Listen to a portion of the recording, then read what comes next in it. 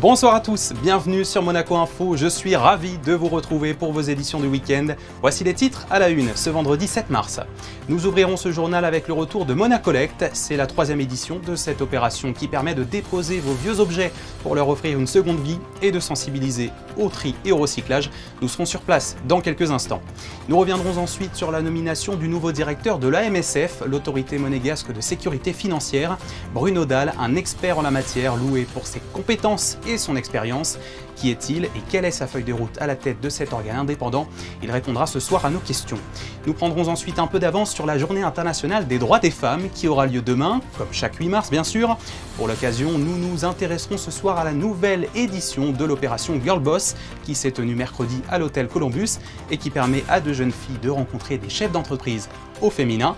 Et puis nous ouvrirons une page d'histoire avec cette question qui vous a peut-être déjà traversé l'esprit. Mais à quoi pouvaient bien ressembler les enfants à l'âge de glace? Pedro Lima, auteur et journaliste scientifique, a tenu une conférence au musée d'anthropologie préhistorique de Monaco mercredi. Et si vous l'avez manqué, vous pourrez suivre son interview. Pedro Lima sera notre deuxième invité.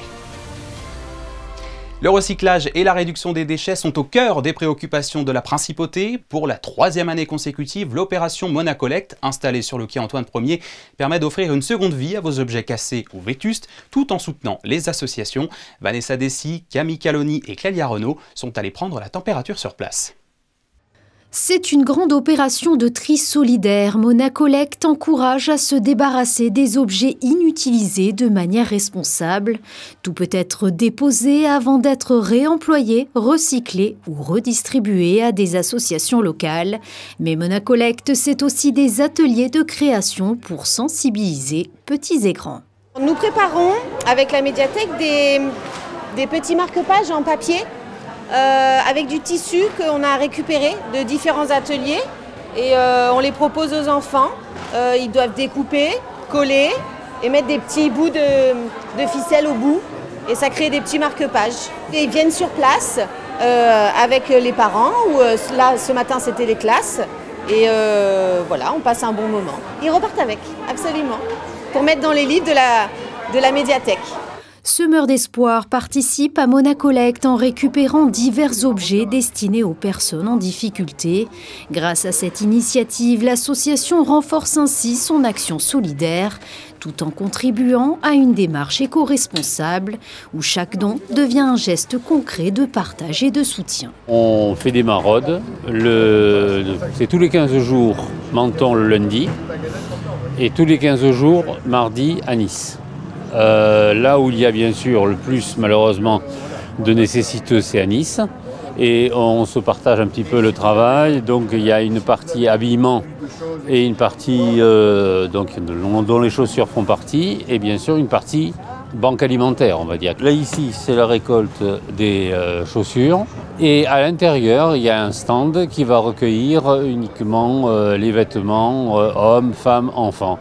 Et donc les collègues qui sont à l'intérieur trient, bien sûr, pour qu'on puisse déjà, après, nous amener tout ça à nos dépôts qui sont à la digue flottante. Voilà. Parmi les associations, Fight AIDS, fondée par la princesse Stéphanie, invite quant à elle à la réflexion en proposant un espace d'expression pour une meilleure prise de conscience collective. Aujourd'hui, sur ce stand, on propose un atelier arbre du changement. Donc notre but c'est d'avoir des engagements, de poser des engagements environnementaux, sociaux ou niveau santé. On propose des bandes de tissus recyclés qu'on va nouer dans l'arbre pour réaliser notre engagement. Donc voilà, c'est comme un arbre à souhait mais revisité. Monacolect sur le quai Antoine Ier refermera ses portes ce samedi à 19 h. La Principauté accueille un nouveau visage cette semaine. Bruno Dalle, le procureur général de la Cour d'appel de Nouméa, en Nouvelle-Calédonie, vient d'être nommé à la tête de l'autorité monégasque de sécurité financière, l'AMSF. Il a pris la suite de Sophie Thévenoud depuis lundi. Qui est-il? Quel est son parcours et quelle est sa feuille de route? Bruno Dalle est notre invité ce soir. Bonsoir à vous. Bonsoir. Merci d'avoir accepté notre invitation. L'AMSF est un outil clé indépendant dont s'est dotée la Principauté pour traiter les grandes questions de sécurité, en particulier financière. Le gouvernement princier a salué, je cite, le précieux atout que représentent vos compétences et votre expérience dans l'accomplissement de vos nouvelles fonctions. Quelles sont justement les grandes lignes de votre parcours qui vous ont conduit jusqu'à Monaco ? Bah écoutez, moi je suis un magistrat un peu hybride puisque j'ai partagé mon activité professionnelle entre des fonctions purement judiciaires au ministère de la Justice et puis des fonctions à Bercy dans des missions qui sont des missions toujours en lien avec la lutte contre la fraude et la lutte contre le blanchiment. Au ministère de la Justice, j'étais responsable du bureau chargé de la lutte contre la criminalité organisée et le blanchiment et j'étais le représentant judiciaire pour la France dans les instances du GAFI dans les années 2000. Ensuite, j'ai dirigé, et là c'était un passage à Bercy, un service qui s'appelle, que j'ai contribué à créer, le service national de douane judiciaire, qui est compétent en matière d'enquête financière et qui est devenu célèbre puisqu'il a inspiré une série télévisée qui s'appelle De sang et de larmes, où on a démontré comment on avait fait une enquête sur plus de 1,5 milliard d'euros de fraude à la TVA. J'ai été aussi directeur de Tracfin et c'est à cette occasion que, en tant que cellule de renseignement financier, j'ai eu à connaître de la Principauté de Monaco et de travailler avec mon homologue de l'époque qui était SICFIN.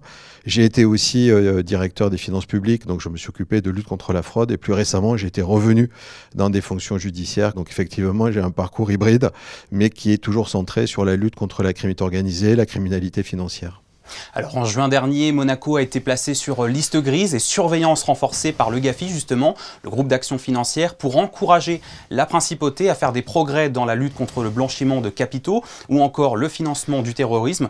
En quoi votre travail et vos actions vont contribuer à atteindre l'objectif prioritaire du gouvernement, c'est-à-dire sortir justement de cette liste grise ? Écoutez, moi je vais être un des acteurs supplémentaires engagés puisque, comme vous l'avez très bien dit, c'est l'ensemble de la Principauté qui est concerné par cette évaluation. Donc il y a une action multiple de nombreux acteurs pour rejoindre les standards du GAFI, qui ne sont pas uniquement des standards de conformité textuelle, mais qui sont depuis 2012 des standards d'efficience. Et donc il faut entrer dans le détail de l'activité des professionnels assujettis aux obligations anti-blanchiment, de la police, de la justice et bien évidemment de l'autorité dans ces deux missions principales que sont la supervision bancaire, la cellule de renseignement financier et puis la toute nouvelle mission sur la définition d'un dispositif de sanction pour certains assujettis. Donc mon rôle, c'est à la tête de l'autorité administrative indépendante, de travailler à mettre en place le volet qui nous concerne dans le plan d'action qui a été défini, qui est décliné et qui montre que des progrès sont déjà réalisés. Plus globalement, que ce soit à Monaco et ailleurs, quels sont les grands enjeux de la sécurité financière aujourd'hui? Qu'est-ce qui vous préoccupe principalement? Alors, vous savez, le problème, c'est que tout va tellement vite qu'on oublie les fondamentaux de la lutte contre le blanchiment.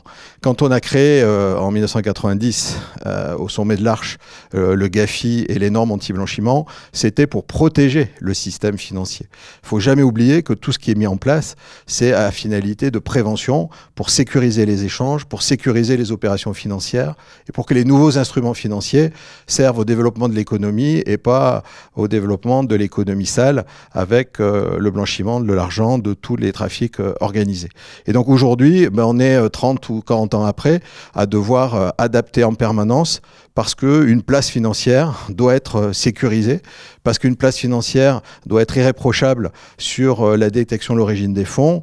Et on le voit quand on est inscrit sur une liste, quand il y a des opérations qui doivent être réalisées, c'est plus coûteux, c'est plus compliqué. Il y a des partenaires qui ne veulent pas travailler sur le plan financier parce que ça leur entraîne des contraintes supplémentaires. Donc lutter contre le blanchiment, améliorer la sécurité financière, c'est améliorer la sécurité tout court pour les affaires.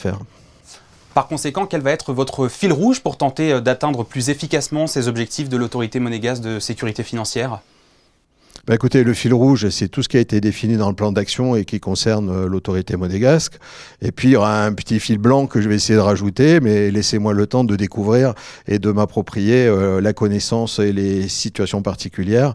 Et c'est un peu ce qu'on attend de moi, c'est de valider bien évidemment ce qui a été fait, mais d'essayer de voir si on peut encore améliorer dans l'esprit d'une meilleure évaluation par Moneval, par le GAFI et surtout d'une vraie efficacité opérationnelle.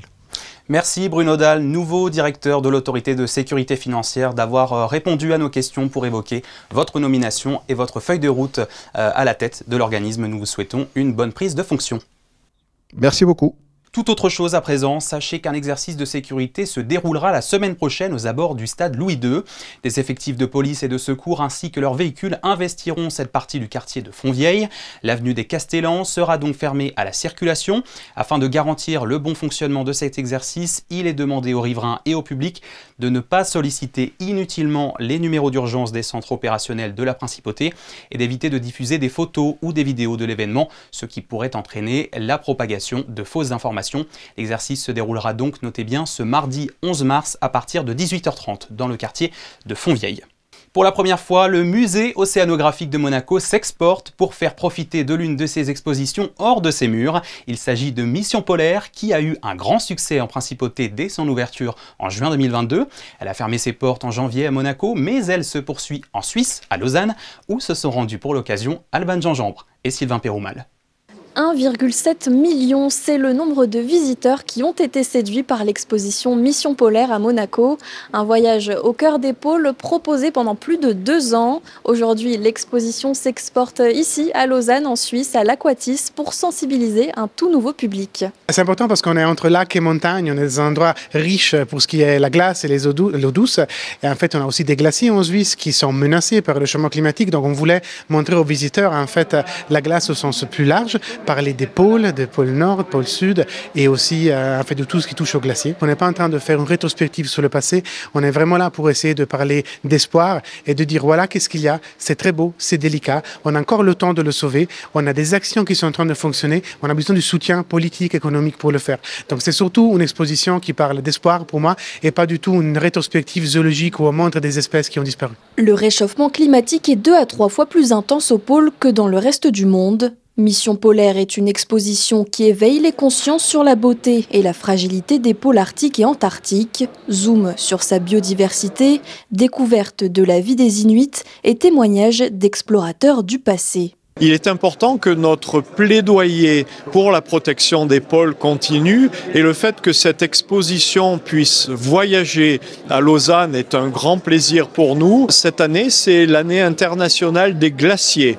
et on va commencer en fait une nouvelle décennie des zones polaires. Et effectivement, dans ce contexte, il y a de plus en plus d'intérêt. Les personnes se rendent compte que ce qui se passe au pôle ne reste pas au pôle et assez loin de nos yeux, mais finalement doit être assez proche de notre cœur et on travaille là-dessus. Donc l'exposition à Monaco a accueilli plus de 1,7 million de visiteurs et on espère bien rajouter peut-être au moins un demi-million supplémentaire à Lausanne. Et pour en revenir à notre principauté, sachez qu'un tout nouveau programme sera lancé très prochainement dédié à la Méditerranée avec entre autres une exposition Méditerranée 2050 qui proposera un voyage spatio-temporel dans la Grande Bleue.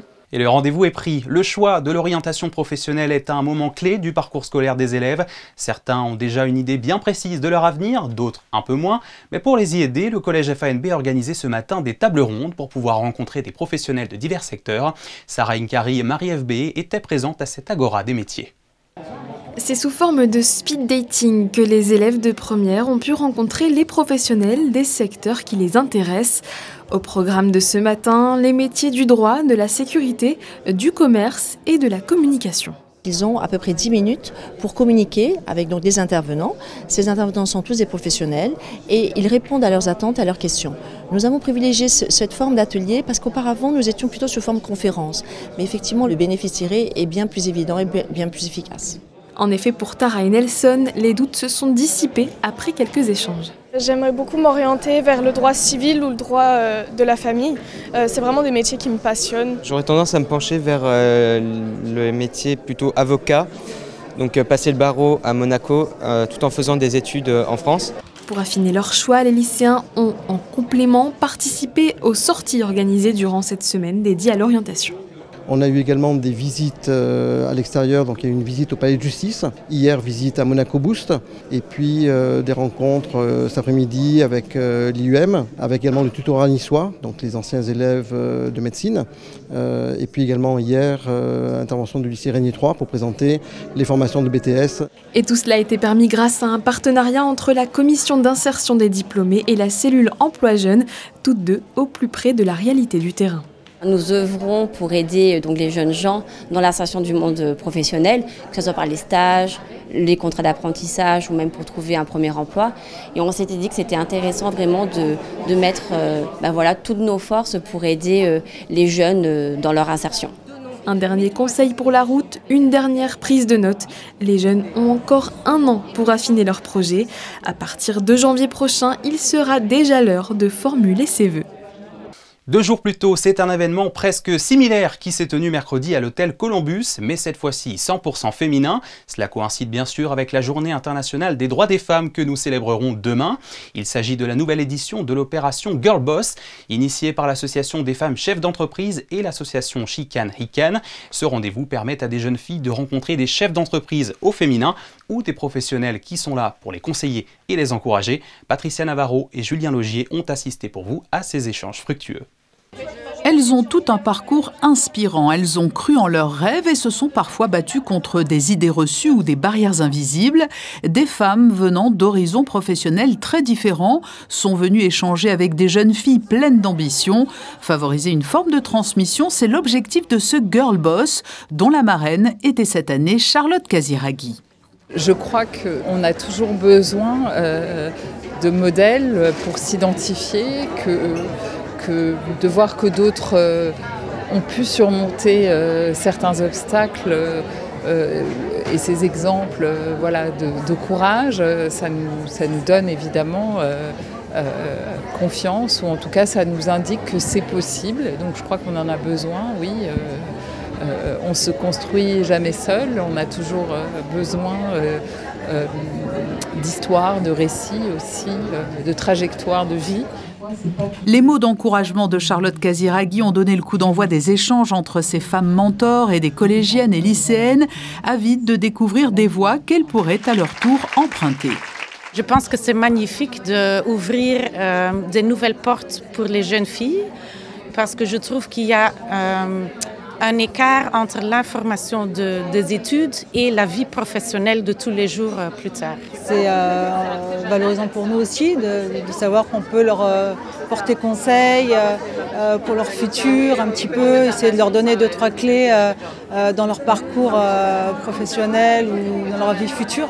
C'est un plaisir aussi de partager certaines choses qu'on sait avec l'expérience et qu'elles découvriront forcément au fil du temps. Et à chaque tintement de la cloche, les jeunes filles en quête d'informations changent de table à la manière des speed dating, mais il s'agit là de réfléchir à sa future carrière professionnelle. Et pour certaines, ces rencontres se sont avérées payantes, comme pour Valentine ou Caroline qui avaient déjà participé aux précédentes éditions et qui ont vu pour l'une la possibilité de trouver un stage en entreprise et pour l'autre l'envol de son activité. En fait, moi, je suis arrivée l'année dernière avec un début de projet dans le milieu du sport. Parce que moi, c'est ce qui me passionne depuis toujours. Je savais vraiment que je voulais monter en fait, mon agence, développer une équipe, etc. Et en fait, avant de venir, c'était la première fois en fait, que je faisais réellement des événements à Monaco. Et j'ai vu que je pouvais rencontrer énormément de femmes chefs d'entreprise. Et je me suis dit que ça allait être une manière de m'inspirer. J'ai pu un peu développer ma communication sur Monaco et faire connaître au fur et à mesure Destifit, qui est donc maintenant mon agence pour accompagner les sportifs, les clubs et aussi les entreprises dans le sport à se développer sur les réseaux sociaux en sponsoring et pour trouver de futurs partenariats. L'année dernière, j'avais beaucoup aimé l'expérience parce que j'avais rencontré beaucoup de femmes toutes différentes avec toutes des métiers complètement différents. Elles avaient toutes une leçon différente à m'apporter et franchement, je trouve que ce côté était super intéressant parce qu'elles avaient toute une remarque sur la vie et des expériences qui les avaient marquées. Et donc, en les partageant, ça m'avait énormément inspiré. L'initiative Girl Boss, c'est donc un coup de pouce pour toutes ces jeunes filles qui peuvent légitimement aspirer à devenir les futurs leaders de demain. Une source d'inspiration pour les encourager à ne pas laisser le poids de vieilles croyances les empêcher d'aller de l'avant et d'entreprendre. On reste dans l'univers féminin à la veille de la Journée internationale des droits des femmes. Le Théâtre des Muses nous invite en ce moment à plonger dans l'histoire de la lutte des suffragettes. Ces militantes qui sont parvenues avec une détermination inébranlable à obtenir le droit de vote et l'émancipation des femmes au Royaume-Uni en 1918. Sarah Inkari et Loïc Marage ont assisté aux répétitions. Vote pour les femmes. Vote pour les femmes. Vote pour les femmes. Nous ne sommes plus à Monaco, mais à Londres, au siècle dernier, pour suivre le combat de Sylvia, Émilie et Nora, 3 amies déterminées à obtenir le droit de vote et l'émancipation des femmes dans leur pays. Ce sont les premières femmes vraiment insoumises en Europe. Elles ont été pionnières en leur genre, puisque après les suffragettes américaines et les autres suffragettes européennes se sont inspirées de leur combat. Donc on peut dire que c'était des superwomen, vraiment. Des héroïnes qui ont bel et bien existé et qu'incarne la comédienne avec passion Manon Chivet. C'est toujours hyper important de raconter une période de l'histoire, un combat qui est juste très important et qu'on oublie un peu parce que finalement le droit de vote, on a l'impression que c'est un droit qui est acquis, qui est facile, et alors que beaucoup se sont sacrifiés pour l'obtenir. On a subi la prison, la torture, l'humiliation, la violence, des moments où on a cru tout perdre. Un rappel qui doit être fait à tous les publics et en particulier aux jeunes pour qui le spectacle a été pensé. C'est entrecoupé de plein de petits moments plus légers, plus drôles, et notamment c'est les hommes qui du coup en prennent pour leur grade, puisqu'on on a un peu forcé volontairement le trait sur ces personnages-là pour que ça devienne des choses un peu drôles, burlesques en fait. Et les femmes britanniques obtiendront un droit de vote limité en 1918. Quant aux françaises, elles peuvent s'exprimer à travers les urnes depuis 1944 et les monégasques depuis 1945 pour les élections communales et 62 pour les nationales.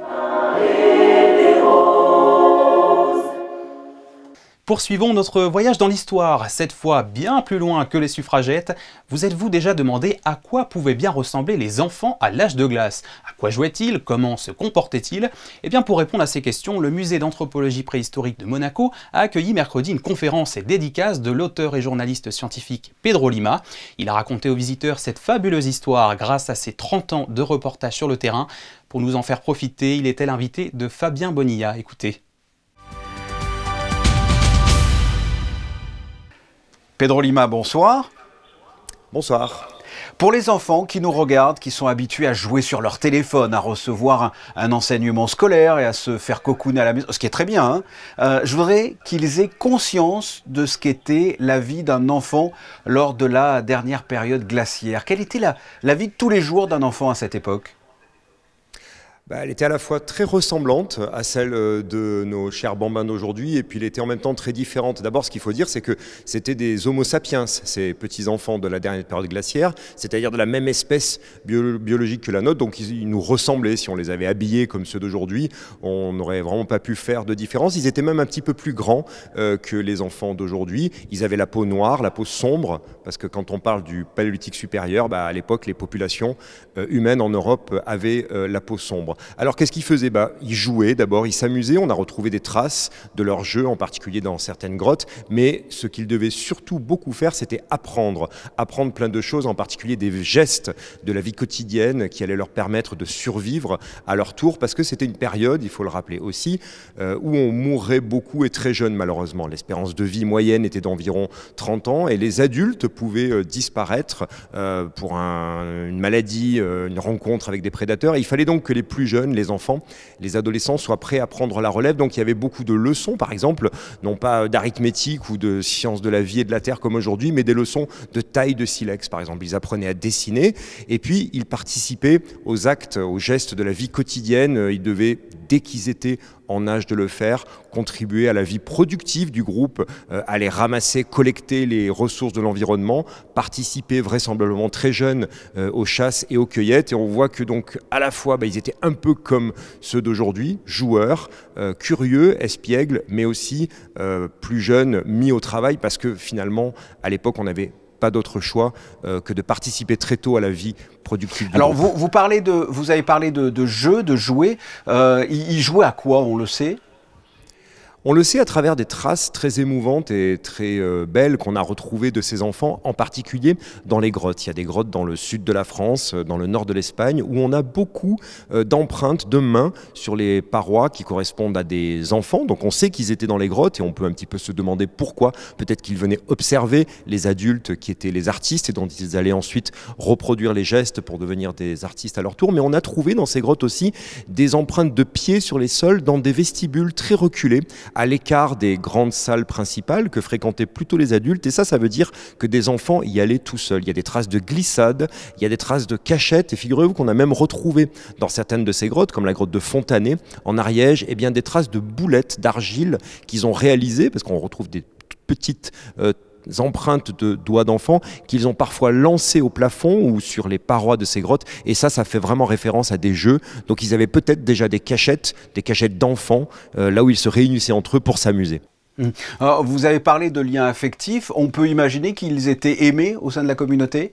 On en est même certain, tout d'abord parce que c'est un trait constitutif, biologique, voire génétique de notre espèce, Homo sapiens, le lien affectif qui se tisse entre les générations et en particulier bien sûr entre les mères et leurs enfants, qui est d'ailleurs un trait qu'on partage avec d'autres espèces de primates, ça a été observé chez des primates non humains. On le sait aussi par des preuves qu'on en a, comme par exemple celle des sépultures, qui nous montrent un lien fort qui est affectif entre parents et enfants, puisqu'on a retrouvé des sépultures d'enfants, justement, parfois des enfants handicapés qui ont vécu jusqu'à l'âge de 15 à 16 ans, ce qui démontre, ce qui prouve qu'ils ont fait l'objet de soins. Et qui dit soin, dit affect, dit amour porté par les parents vis-à-vis de leurs enfants.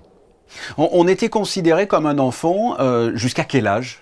Les bornes biologiques, les bornes d'âge sont relativement proches de celles qui sont celles d'aujourd'hui.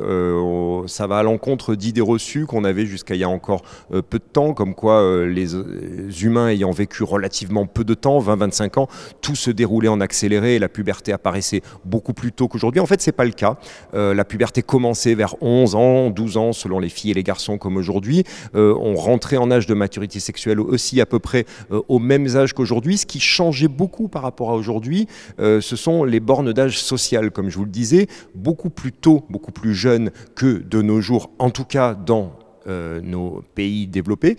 Les enfants pouvaient commencer à rentrer dans des tâches productives, participer aux actes de la vie quotidienne, travailler, en quelque sorte, travailler entre guillemets, c'est-à-dire contribuer à la survie du groupe par la collecte de ressources dans l'environnement. Écoutez, j'ai trouvé cet entretien très intéressant. Pedro Lima, merci d'avoir répondu à mes questions. Merci beaucoup. À l'agenda, notez qu'aura lieu ce week-end le tournoi international d'épée hommes et femmes seniors à l'espace Saint-Antoine. Les meilleurs épéistes seniors, amateurs, maîtres d'armes et tireurs étrangers sont attendus dans le complexe Omnisport. C'est un rendez-vous à ne pas manquer. En parallèle, demain soir, ce sera la 17e journée du championnat de nationale féminine 1. Le MBA rencontrera les ambitions girondines de Bordeaux. Et à l'occasion de la journée internationale des droits des femmes, Monaco Info mettra ce match 100% féminin à l'honneur, puisqu'il sera diffusé en direct à partir de 20h30 sur notre antenne. Rencontre commentée par nos deux experts du basket, Frédéric Elion et Ali Traoré. Encore du sport pour finir, top départ pour la Primo Cup Trophée UBS. La 41e édition de cette course de régate est de retour en principauté, organisée par le Yacht Club de Monaco. 450 régatiers se sont élancés ce matin dans les eaux monégasques, où ils vont s'affronter pendant 3 jours. Le récit et les images d'Émilie Flamin et Jean-Alexandre Dordet. 86 bateaux, 10 nationalités, 450 participants. Pour sa 41e édition, la Primo Cup voit les choses en grand. Parmi les régatiers, Loïc Pompé. Il court pour le Monaco Yacht Club depuis l'âge de 5 ans. Aujourd'hui, il participe pour la 20e fois à cette course avec son bateau de 10 mètres de long. C'est la plus grosse course à l'année qu'organise le Yacht Club de Monaco, qui est un événement incontournable, on va dire, en hiver, parce que ça fait partie de 4 épreuves au total qui sont les Winter Series au Yacht Club. Et c'est vrai que c'est une course où il y a d'autres séries qui viennent, ça permet de voir aussi d'autres séries, de s'affronter avec d'autres bateaux. Et c'est assez sympa, voilà, l'ambiance générale, bonne humeur, et surtout que c'est aujourd'hui on a le soleil et le vent, c'est magnifique. Une course qui est aujourd'hui une référence en Europe et qui a bien évolué depuis sa création en 1985. La première édition, il y avait 7 bateaux et ça a débuté avec un club voisin.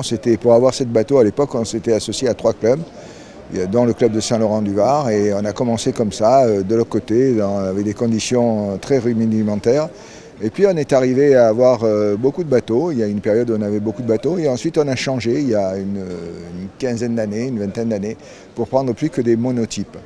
Des monotypes, c'est-à-dire que les bateaux sont tous identiques. Et puis aussi, on revient un peu aux origines où on fait de la voile en hiver sur la Côte d'Azur. La Côte d'Azur, on a un peu tendance à oublier, mais on venait sur la Côte d'Azur en hiver, on y venait moins en été. Et c'est un peu les origines de Monaco, c'est l'origine de l'International Sporting Club, c'est l'origine de la promotion de la place de Monaco à travers le sport. Ce week-end de régate, c'est aussi l'occasion pour la flotte monégasque des J70 de disputer le 4e et dernier acte des Monaco Sport Boat Winter Series. Résultat, dimanche. C'est sur ces images que se termine ce journal. Merci à vous de l'avoir suivi.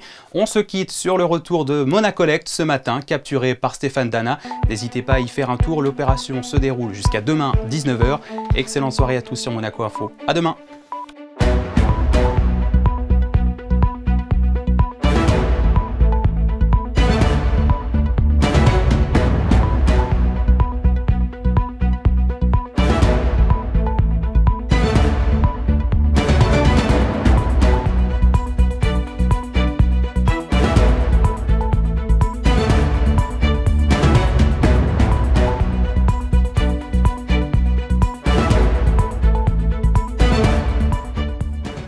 Bonsoir à tous, le soleil sera toujours de la partie demain, même si, comme aujourd'hui, de légers passages nuageux sont à prévoir. Du côté des températures, le mercure atteindra le matin 10 degrés et 15 au meilleur de la journée. Profitez du beau temps si vous le pouvez en ce début de week-end, car il ne devrait pas durer. Je vous le dis d'avance, des précipitations sont annoncées dimanche et la semaine prochaine. Nous y reviendrons en détail. En attendant, ce samedi 8 mars, nous célébrerons la journée des droits des femmes.